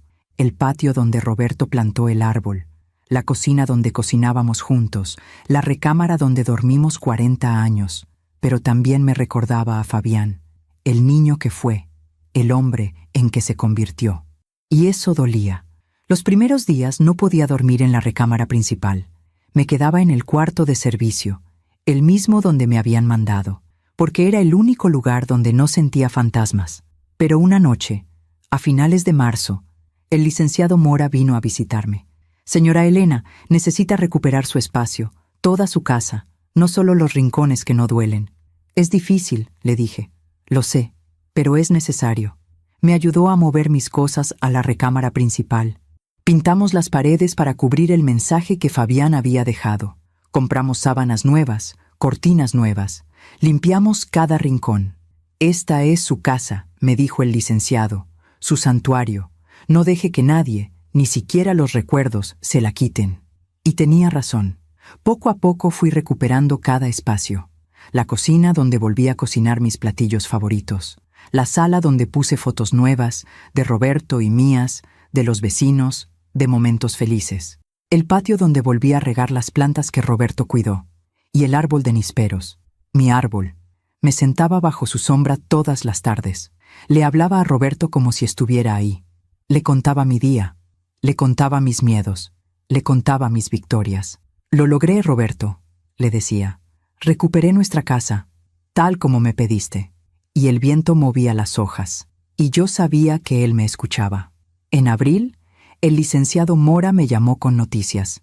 Señora Elena, el banco devolvió el dinero. Los 150,000 pesos que su hijo tomó. Están de vuelta en su cuenta. No lo podía creer. ¿Cómo? Fabián tenía algunos bienes que no sabíamos. Un carro, algunos muebles, inversiones pequeñas. Todo fue embargado y vendido. Y con eso se pagó la deuda. 150,000 pesos, más los 320,000 que Roberto había guardado. Tenía casi $500,000 de pesos, dinero suficiente para vivir tranquila, para no preocuparme, para ser libre. ¿Y las deudas fraudulentas? Pregunté. Todas anuladas. Usted no debe nada, señora. Está limpia. Lloré de alivio. Esa noche conté el dinero, no porque desconfiara, sino porque necesitaba verlo. Necesitaba sentir que era real. Y mientras contaba, pensé en Roberto, en cómo me cuidó incluso después de muerto, en cómo previó todo, en cómo me amó lo suficiente para protegerme. Gracias, mi amor, susurré. Gracias por no olvidarme. En mayo empecé a hacer algo que nunca pensé que haría. Empecé a hablar. Doña Carmen me invitó a una reunión de mujeres en la iglesia. Un grupo de señoras que se juntaban los jueves por la tarde para tomar café y platicar. Al principio no quise ir. Me daba pena, me daba vergüenza contar mi historia. Pero doña Carmen insistió. Elena, tu historia puede ayudar a alguien, puede salvar a alguien. Fui. Éramos como 15 mujeres, algunas jóvenes, otras de mi edad, todas con historias, todas con cicatrices. Cuando me tocó hablar, no sabía por dónde empezar, pero empecé por el principio, por Roberto, por nuestro matrimonio, por Fabián, y luego conté lo que pasó, el despojo, el abandono, la calle, el testamento, la justicia. Cuando terminé, había silencio, y luego una mujer, más joven que yo, levantó la mano. Yo estoy viviendo algo parecido, dijo con voz temblorosa. Mi hijo me está presionando para que le firme la casa. Dice que es para protegerme, pero yo no sé si confiar. La miré a los ojos. No firmes, le dije. No firmes nada que no entiendas. No importa quién te lo pida, ni siquiera tu hijo. Pero es mi hijo. Y yo también tuve un hijo. Y mira lo que pasó. Otra mujer habló. ¿Y el perdón? ¿Tú lo perdonaste? Sí, pero perdonar no significa olvidar, no significa volver a confiar, significa soltar el veneno para que no te mate. Eso es el perdón. Esa tarde salí de la iglesia sintiendo algo extraño. Sentí que mi dolor había servido para algo, que mi historia no había sido en vano. Y desde ese día volví todos los jueves. Hablé con más mujeres, escuché sus historias, les di consejos, les di esperanza, porque si yo sobreviví, ellas también podían. En junio recibí una carta. Era de la cárcel, de Fabián. La sostuve en mis manos durante horas sin abrirla. Tenía miedo de lo que pudiera decir, pero finalmente la abrí. Mamá, no sé si leas esto, no sé si quieras saber de mí, pero necesito escribirlo. Llevo 4 meses aquí, 4 meses pensando en todo lo que hice, en todo lo que perdí, en todo lo que te hice, y no hay día en que no me arrepienta. Aquí adentro uno tiene mucho tiempo para pensar, para ver quién eres realmente cuando te quitan todo lo demás. Y lo que veo no me gusta, mamá. No me gusta nada. Fui egoísta, fui cruel, fui todo lo que papá temía que fuera. Él lo sabía, ¿verdad? Por eso hizo ese testamento, por eso te protegió, porque sabía que yo iba a fallarte, y lo hice. No espero que me perdones, no espero que me visites. No espero nada, solo quiero que sepas que estoy tratando de cambiar. Estoy yendo a terapia, estoy trabajando en la biblioteca de la prisión, estoy tratando de ser alguien mejor, no por ti, ni por nadie más, sino por mí, porque si salgo de aquí siendo la misma persona que entró, entonces todo esto no habrá servido de nada. Te amo, mamá, aunque no lo merezca, aunque lo perdí todo. Te amo, Fabián. Terminé de leer con lágrimas en los ojos. No sé si creerle. No sé si es real o si solo es arrepentimiento porque perdió. Pero una parte de mí, la parte que todavía es madre, quiere creer que puede cambiar. No voy a visitarlo, no voy a escribirle, pero guardé la carta, porque tal vez algún día, cuando hayan pasado años, cuando las heridas estén más cerradas, podamos hablar.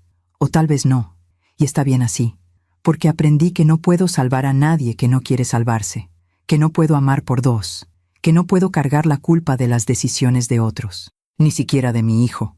En agosto hice algo que Roberto y yo siempre quisimos hacer, pero nunca pudimos. Viajé. El licenciado Mora me ayudó a conseguir los papeles. Doña Carmen vino conmigo. Fuimos a Oaxaca, a ver el mar, a comer mariscos, a caminar por las playas. Fue la primera vez en mi vida que salí de mi ciudad sin Roberto. Y fue extraño, pero también fue liberador. Me senté en la arena, mirando el océano, sintiendo el sol en la cara, y pensé en todo lo que había pasado, en todo lo que había sobrevivido, y me sentí orgullosa, orgullosa de no haberme rendido, orgullosa de haber luchado, orgullosa de estar aquí, viva, respirando, sintiendo. Roberto, dije al viento, estoy viviendo, como me pediste, estoy viviendo. Y el mar me respondió con sus olas. En octubre, el juicio de Fabián terminó. Lo sentenciaron a 5 años de prisión. 5 años por fraude con agravantes, por despojo, por robo. El licenciado me llamó para darme la noticia. ¿Cómo se siente?, me preguntó. No sé, le dije honestamente. Triste, aliviada, confundida, todo al mismo tiempo. Es normal, es su hijo, lo sé, pero también es un criminal, y esas dos cosas pueden ser verdad al mismo tiempo. Sí, pueden. No fui a la sentencia. No quise verlo, no quise escucharlo, porque ya había cerrado esa puerta y no quería volver a abrirla. En noviembre empecé a trabajar como voluntaria en el albergue donde dormí cuando estaba en la calle. Servía comida. Hablaba con las mujeres, les contaba mi historia, les daba esperanza. Si yo pude salir, les decía, ustedes también pueden. Una mujer, más joven que yo, me preguntó, ¿vale la pena? ¿Vale la pena seguir intentando? La miré a los ojos. Sí, porque la vida siempre da vueltas, y lo que hoy parece imposible, mañana puede ser tu realidad. Pero tienes que seguir, tienes que creer. Y vi en sus ojos algo que reconocí, algo que yo también tuve. esperanza. En diciembre, un año después de aquel terrible diciembre cuando todo se derrumbó, decoré mi casa. Puse luces, puse un árbol pequeño, cociné tamales y ponche, e invité a todos los que me ayudaron.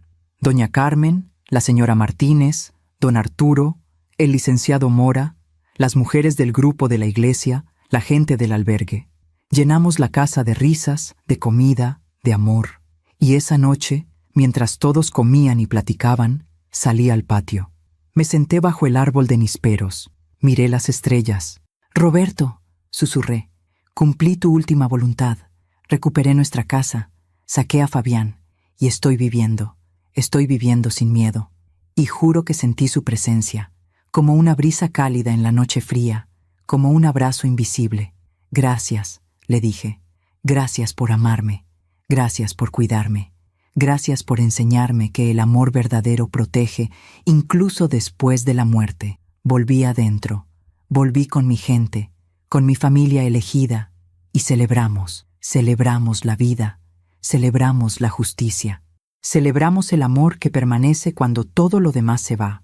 Hoy, mientras les cuento esta historia, mientras revivo cada momento de dolor y cada momento de victoria, me doy cuenta de algo. Me doy cuenta de que no me arrepiento. No me arrepiento de haber luchado. No me arrepiento de haber demandado a mi hijo. No me arrepiento de haberlo sacado de mi vida, porque eso me salvó. Y también le di una oportunidad a él, una oportunidad de enfrentar sus errores, de cambiar, de crecer. No sé si lo va a hacer. No sé si cuando salga de la cárcel va a ser diferente, pero esa es su responsabilidad, no la mía. Yo hice lo que tenía que hacer. Protegí lo que era mío. Defendí mi dignidad. Honré la memoria de Roberto. Y ahora vivo de verdad. Ya no soy la mujer que fue abandonada en una iglesia. Ya no soy la mujer que buscaba comida en la basura. Ya no soy la mujer que tenía miedo. Soy Elena Quintal. Tengo 68 años y soy una sobreviviente. Una mujer que aprendió que el amor no significa dejarte destruir, que la familia no siempre es la sangre, que perdonar no significa olvidar, que la justicia, aunque tarde, siempre llega. Aprendí que la vida cobra sus deudas, que las mentiras tienen patas cortas, que quien siembra vientos cosecha tempestades, pero también aprendí que después de la tormenta viene la calma, que después de la noche más oscura viene el amanecer, que cuando crees que ya no puedes más, encuentras fuerzas que no sabías que tenías, y aprendí que nunca es tarde para empezar de nuevo. Si mi historia ayuda a una sola mujer a abrir los ojos, habrá valido la pena. Si mi historia ayuda a alguien a no firmar papeles que no entiende, habrá valido la pena. Si mi historia ayuda a alguien a defender lo que es suyo, aunque sea de su propia familia, habrá valido la pena. Porque todos merecemos dignidad, todos merecemos respeto, todos merecemos vivir sin miedo. No importa la edad, no importa cuánto hayamos sufrido, no importa cuánto hayamos perdido, siempre hay una oportunidad para levantarse, siempre hay una oportunidad para luchar, siempre hay una oportunidad para vivir. Esta mañana, en mi cumpleaños número 68, desperté temprano, preparé café, salí al patio. El árbol de nísperos estaba lleno de frutos. Roberto siempre decía que esos frutos eran dulces pero llegaban en su tiempo. No se podían forzar. Había que esperar. Y tenía razón, como siempre. Tomé un níspero, lo pelé, lo probé, estaba dulce, maduro, perfecto, como mi vida ahora, dulce después de tanta amargura, madura después de tanto dolor, perfecta en su imperfección. Me senté bajo el árbol, cerré los ojos, sentí el sol en mi cara y sonreí, porque estoy en casa, porque estoy en paz, porque estoy viva. Y eso, después de todo lo que pasé, es más que suficiente. Gracias por escucharme hasta el final. Si esta historia tocó tu corazón, suscríbete y activa la campanita para escuchar más historias de mujeres que transformaron su dolor en sabiduría. Cada día, una mujer, una lección de vida.